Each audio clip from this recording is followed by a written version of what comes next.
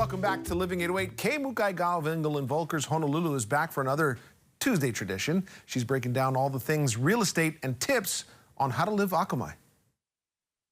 We're so happy to have Nelson Oyadamari, Regional Branch Manager with Primary Residential Mortgage, joining us today. We want to discuss some topics that are relevant in real estate and mortgage lending. And, let's dive right into it. Sure. One hot topic affecting all condominium buyers relates to projects that are underinsured. So recap that issue for us, and how is it affecting financing?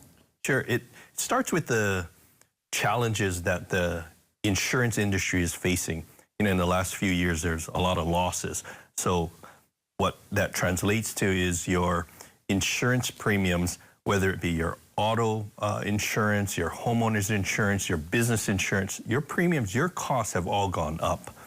And how that affects condominiums is some insurance companies have placed limits on their coverage for hurricane insurance, usually at $10 million. So what does this mean? If your building costs $50 million to replace, but the hurricane insurance is capped or limited to only $10 million, there's a gap. It's not fully insured. So if you're trying to get traditional financing through Fannie Mae or FHA, now these agencies require that the condominium be fully insured, which it's not. So you cannot get traditional financing.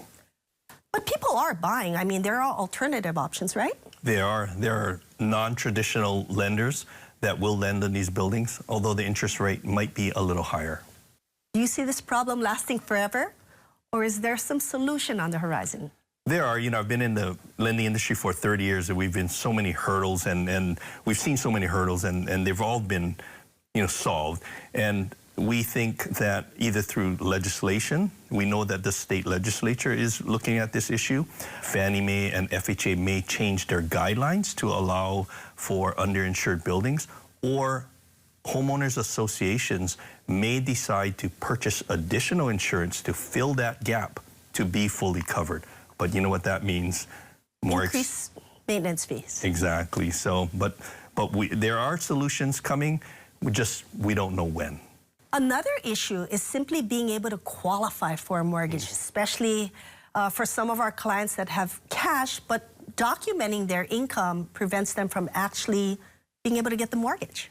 Sure. Every lending right now, especially with Fannie Mae and FHA, etc., it's really in the box.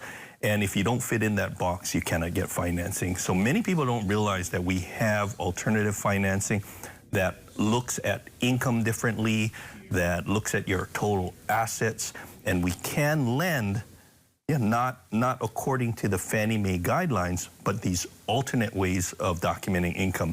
They just need to search out and make sure their mortgage lender understands that there are alternate financing programs out there. So especially for self-employed borrowers, we can have solutions. They just need to search out the lender that provides that. The self-employed borrower always has a hard time. They have their own business. Sometimes if they work in an industry where they get paid different amounts based on if they're working weekends or if they're flight attendants or something and they're flying, it's variable, right? Sure, and it may not, again, fit in the box. So right. We do have alternate financing. Well, that's great. And lastly, interest rates. They've been creeping up a little bit, and we're wondering, what's your overall take on the interest rate environment? Unfortunately, the interest rates have been increasing. Inflation has been increasing. The federal government says that the unemployment rate is going lower. So, we're all employed. Whether that's actually true or not, hard to say.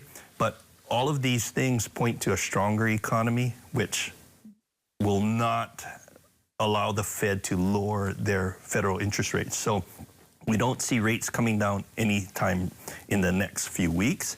But we do see rates coming down, hopefully in the next quarter, maybe the fourth quarter of 2024, and people should be prepared for that. Thank you. I'm glad we covered that hurricane insurance issue and talked about the things that were really affecting the interest rate environment. So we appreciate you being here. Thank you very much, Kay. If you have any questions for Nelson or his lending team, or want to attend one of their upcoming educational workshops, give us a call at 808-725-2000. and we promise to get you hooked up with them. Thank you for joining us, and we'll see you next Tuesday. Engel & Volkers Honolulu is here to help you live Akamai.